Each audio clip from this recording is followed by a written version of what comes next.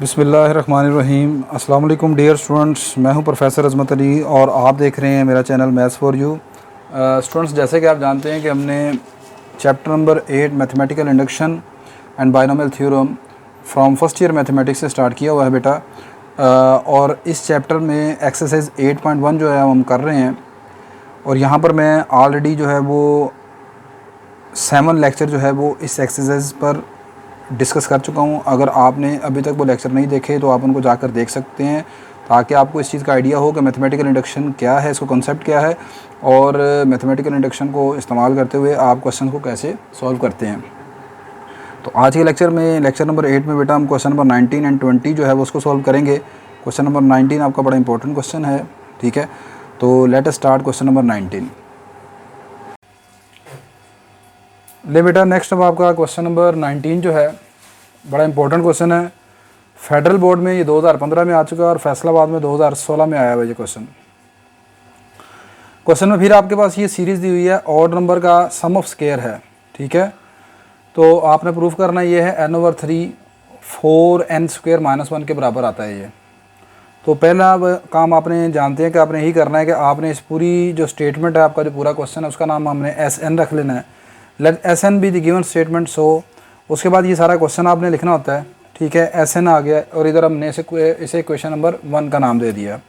उसके बाद आप जानते हैं कि हमने यहाँ पर n = 1 पर चेक करना है कि रिजल्ट ट्रू है या फॉल्स है।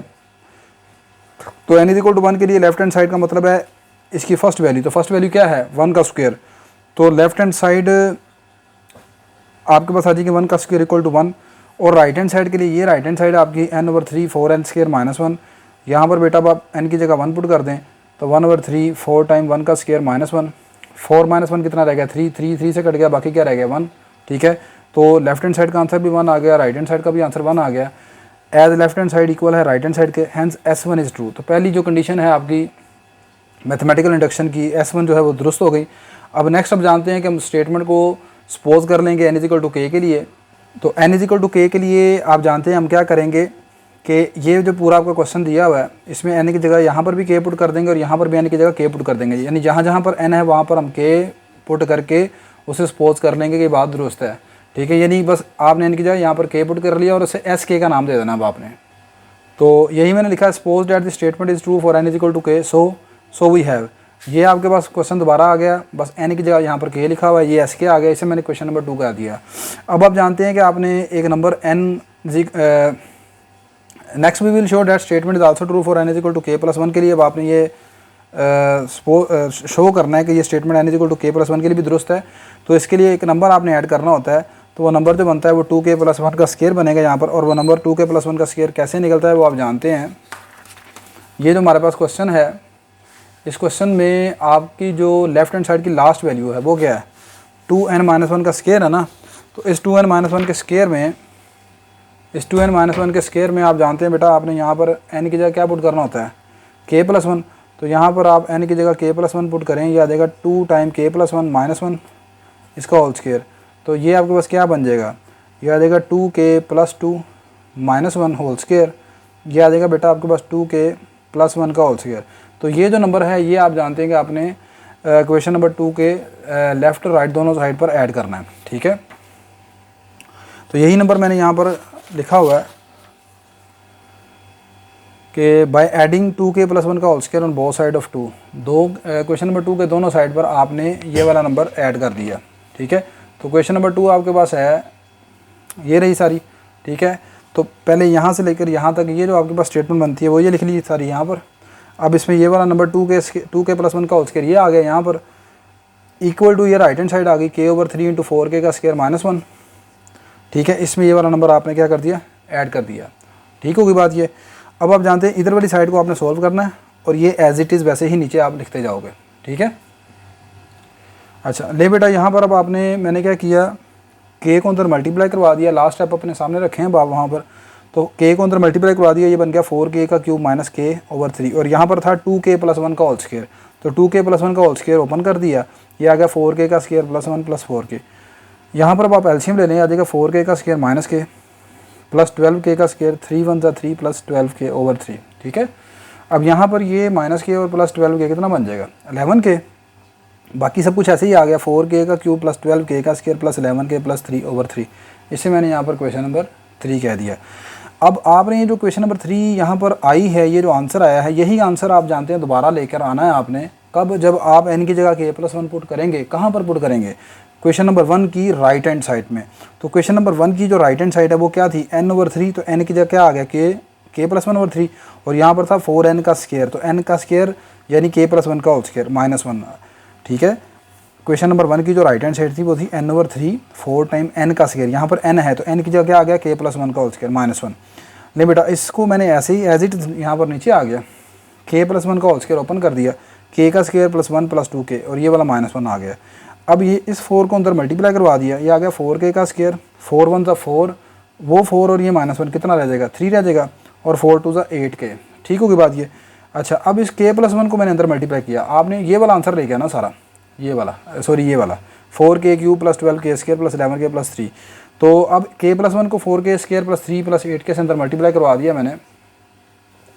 तो जब आप इसको मल्टीप्लाई करवा देंगे ये आ जाएगा जनाब आपके पास 1/3 4k cube plus 8k square plus 3k plus 4k square plus 8k plus 3। देखें ना, k को इससे मल्टीप्लाई करें, आ जाएगा 4k का क्यूब, k को 3 से मल्टीप्लाई करें, ये आ जाएगा 3k। ठीक है, k को 8k से मल्टीप्लाई करें, ये आ जाएगा 8k का स्क्वायर। 1 को 4k से मल्टीप्लाई करें, 4k स्क्वायर। 1 को 3 से मल्टीप्लाई करें, 3 बनता 3, और 1 को 8k से मल्टीप्लाई करें, 8k आ गया। अब ये 3k और ये 8k कितना हो जाएगा? 11k, और ये देखें 11k आपके पास आ गया। अच्छा, उसके बाद यहाँ पर ये 8k का स्क्वायर और 4k का स्क्वायर कितना हो जाएगा? 12k square. ये भी देखें 12k स्क्वायर आ गया, तो वही सारी चीज़ बन गई ना। ठीक है, इसे मैंने क्वेश्चन नंबर 4 कह दिया। तो आगे बिल्कुल वही स्टेप कि from 3 and 4 we can observe that sk+1 is true whenever sk is true. ठीक है, hence by mathematical induction given statement is true for n belong to n। तो ये बेटा आपका क्वेश्चन नंबर जो है 19 कंप्लीट हो गया। नेक्स्ट अब आप क्वेश्चन नंबर 20 की तरफ देखें। ले बेटा, नेक्स्ट अब आपके पास क्वेश्चन नंबर 20 जो है यहाँ पर ये 3C3 है। ये कम्बिनेशंस आपने पढ़ी होंगी चैप्टर नंबर 7 में। ठीक है, तो उनका यहाँ पर कोई ख़ास इस्तेमाल तो नहीं है, बस ये एक नोटेशन आपको मैंने बतानी है ताकि अगर आपने नहीं पढ़ी तो आपको ये याद हो। चैप्टर नंबर 7 में एक फार्मूला होता है हमारे पास NCR का, कम्बिनेशन रूल। इसको आप इस तरह भी लिख लेते हो और इसे ऐसे भी लिख लेते हैं NR और ये ब्रैकेट, बस इतना ही आपको बताना था। ठीक है, अभी आगे इसका फार्मूला क्या है इसको ओपन नहीं करना यहाँ पर हमने क्वेश्चन में, इसलिए मैं यहाँ पर नहीं बता रहा उसको, बस ये एक नोटेशन का बताना था कि ये चीज़ होती है। अच्छा, अब यहाँ पर ये क्वेश्चन बेटा इंपॉर्टेंट है। ये क्वेश्चन आपका भावलपुर बोर्ड में 2015 में और सरगोदा बोर्ड में 2016 में आया हुआ। ठीक है, क्वेश्चन ये इंपॉर्टेंट है, इस मरतबा भी चांस बनते हैं इसके। ठीक है, अच्छा क्वेश्चन है ये। अच्छा, कहता है ये है कि पहले वही आपने प्रूफ करना है कि ये जो सम है आपका इसके बराबर आता है। ठीक है, तो let SN be the given statement. आपने सपोज कर लिया कि जो स्टेटमेंट है ना, इस स्टेटमेंट का नाम हमने SN रख लिया। ठीक है, अच्छा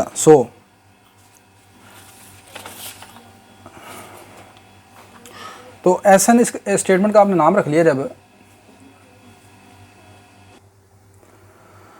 तो ये आपका क्वेश्चन दोबारा आपने बेटा सारा लिख लिया यहाँ से यहाँ तक।